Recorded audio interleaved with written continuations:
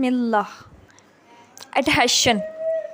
It is tendency of unlike molecules to cling together.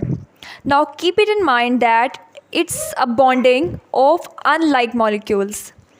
Moreover, some students consider it a chemical bond. Keep in mind, one of the student asked me that, ma'am, is it covalent bonding? So don't confuse it with chemical bonding like a covalent bond or ionic bond, because it is basically surface bonding, not a sort of chemical bonding. Okay. Now look at the image given.